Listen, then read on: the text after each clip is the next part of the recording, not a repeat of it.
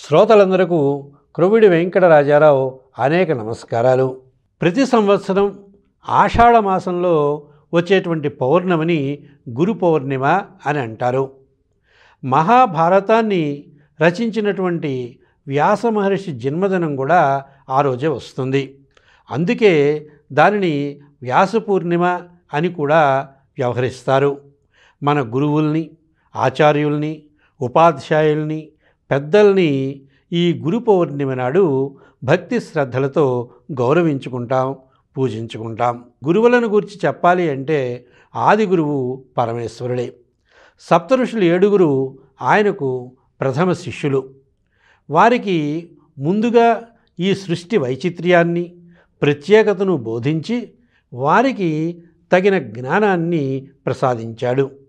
గు అంటే అంధకారం, రు అంటే దానిని నిలవరించే ప్రకాశం. అంటే అజ్ఞానమనే అంధకారాన్ని, అదే చీకటిని తొలగించి జ్ఞానభిక్షను అందించేవాడు గురువు. నిరంతరం తన శిష్యులకు ఉపయుక్తమైనటువంటి విషయాల్ని సేకరించి వారికి వాటిని తెలియజెప్పి ఉన్నతమైనటువంటి స్థానానికి చేర్చేవాడే నిజమైనటువంటి గురువు. ఒక్క మాటలో చెప్పాలి అంటే ఎవరు జ్ఞానప్రదాతలో వారే సద్గురువులు. తల్లిని మించినటువంటి దైవం లేదు, గాయత్రిని మించిన మంత్రం లభించదు, గురువును మించినటువంటి మహాత్ముడు కానరాడు. గురువు యొక్క పాత్ర అమోఘమైంది. శిలలోని ఒక్కొక్క భాగాన్ని తొలగిస్తూ శిల్పి చివరకు దేవతా శిల్పాన్ని రూపొందిస్తాడు. గురువు సైతం తన శిష్యుల్లోని దోషాలను ఒక్కొక్కటిగా తొలగిస్తూ అతనిలో ఆత్మ సంస్కారాన్ని పెంపొందింపజేస్తాడు. ఒక్కసారిగా ఒక్క రోజులో ఎవరు జ్ఞానశిఖరంపైకి ఎక్కలేరు. గురువు అనుగ్రహం అంచెలంచెలుగా నెమ్మదిగా వారికి అందుతుంది. ప్రతి క్లాసులో పరీక్ష పాస్ అవ్వాలి. అలాగే ప్రతి మెట్టు వద్ద ఎదురయ్యేటువంటి పరీక్షల్లో ఉత్తీర్ణులు కావాలి. జిజ్ఞాస అంటే ఆసక్తి కలవారికి ఎట్టి పరిస్థితుల్లోనూ నైరాశ్యం కలగకూడదు.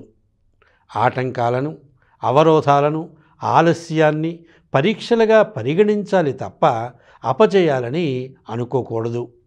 శిష్యుడి యొక్క ఉత్సాహమే అతన్ని విజయమార్గం వైపు నడిపిస్తుంది. శిష్యునకు గురువు అనుగ్రహం సైతం కోరిన వెంటనే లభించదు, అంచెలంచెలుగా అందుతుంది. పూర్ణ సత్యం ఒకటి ఉన్నది అని గ్రహించడం మొదటి మెట్టు. దానిని తెలుసుకోవడానికి చేసే ప్రయత్నం అసలు ప్రయాణం. భక్తి వల్ల, సాధన వల్ల, సత్పురుష సాంగత్యం వల్ల, సద్గ్రంథ పఠనం వల్ల విశ్వాసం అనేటువంటిది ఏర్పడుతుంది. అప్పుడే నమ్మకం కూడా బలపడుతుంది. తరువాత తాను అన్వేషించేటువంటి సత్యం లేదా జ్ఞానం ఒక సద్గురువు రూపంలో ఎదురుపడి ఆయన ఉపదేశం ద్వారా సాధించదలిచినటువంటి స్థానాన్ని అందుకోగలుగుతాడు. గురువుని పరబ్రహ్మ అంశగా, జ్ఞానిగా గుర్తించి సేవించే శిష్యులకు తమ విజ్ఞాన ప్రయాణం సులభతరం అవుతుంది. వారు గమ్యాన్ని వడిగా చేరగలుగుతారు. అహంకారం తొలగితే ఆత్మదర్శనం అవుతుంది. ఎంతటి వారికైనా భౌతిక రూపంలో ఉన్న ఒక గురువు అవసరం. గురువు లేనిదే గురి కుదరదు. మనస్సు అనేది ఏమాత్రం స్థిమితపడదు. పూర్వకాలంలో గురు పరంపరను చక్కగా గౌరవించేవారు. గురువులు శిష్యులతో చక్కని అవినాభావ సంబంధాన్ని కలిగి ఉండేవారు. తమ తమ ఆశ్రమాల్లోనూ గురుకులాల్లోనూ విద్యార్థులని రప్పించుకొని వారికి జీవిత సత్యాలని అన్నింటినీ కూడా సమర్థవంతంగా బోధించేవారు. మంత్రాల ద్వారా, నీతి కథల ద్వారా, మంచి మాటల ద్వారా, ఆప్త వాక్యాల ద్వారా శిష్యుల పురోగతికి గురువులు తోడ్పడేవారు. శిష్యులు కూడా ప్రతి అడుగులోనూ విశ్వాసం, క్రమశిక్షణ, కృషి, వినయ విధేయతలు, నిజాయితీ, ఆసక్తి, సహనం ఇవన్నీ కనబరుస్తూ భక్తి శ్రద్ధలతో విజ్ఞానాన్ని సముపార్జించుకునేవారు. మానవ కోటికి ఆదర్శప్రాయులైన గురు శిష్యులు ఎవరంటే విశ్వామిత్ర రామలక్ష్మణులు, సాందీప బలరామకృష్ణులు, వశిష్ఠ దిలీపులు, ద్రోణార్జునులు, చాణక్య చంద్రగుప్తులు, ఇంకా ఇలా ఎందరెందరో మన పురాణాల్లోనూ చరిత్రల్లోనూ మనకు కనపడతారు.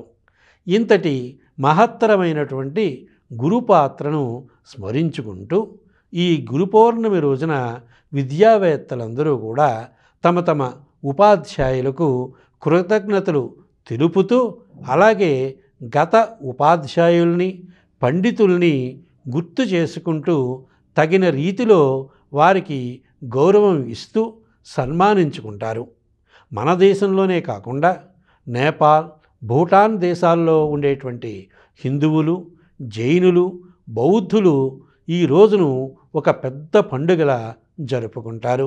ప్రాచీన నాగరికత వ్యామోహంలో పడిన నేటి విద్యార్థుల్లో గురుభక్తి లోపించింది. గురువులను వారు అవహేళన చేస్తూ నిరసిస్తున్నారు.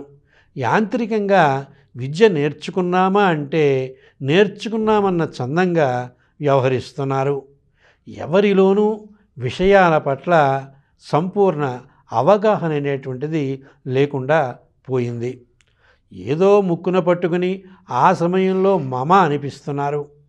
అలా కాకుండా వారి పెద్దలు ఏ తీరుగా తమ తమ గురువుల్ని సేవించి విజ్ఞానాన్ని సముపార్జించారో ఎరిగి ఆ రీతిగా అన్ని అంశాల్లోనూ పూర్తి తెలివిడితో చైతన్యులై వర్ధిల్లటానికి సద్గురువుల్ని ఆశ్రయించి సేవ చేయాలి. గురువుల పట్ల తేలిక భావాన్ని త్యజించి మసిలినప్పుడు వారు సాధించలేనిది ఏమీ ఉండదు. అందుకే ఈ గురు పౌర్ణమి రోజున ప్రతిన పూనాలి. నేడు గురువులు కూడా తమ పాత్రను ఔచిత్యంగా పోషించడం లేదు. వారికి డబ్బు సంపాదనే ప్రధాన ధ్యేయంగా మారిపోయింది. ధనమున్న వారికే విద్యాబోధన పరిమితమైపోతోంది. ఒక్క మాటలో చెప్పాలి అంటే విద్య వ్యాపార వస్తువైపోయింది. ప్రభుత్వ పాఠశాలల్లోనూ అధ్యాపకులు సైతం బడిలో పిల్లలకు పాఠాలు సరిగ్గా బోధించక ఇంటి వద్ద ప్రైవేటుగా బోధనలు చేస్తున్నారు, డబ్బు సంపాదిస్తున్నారు.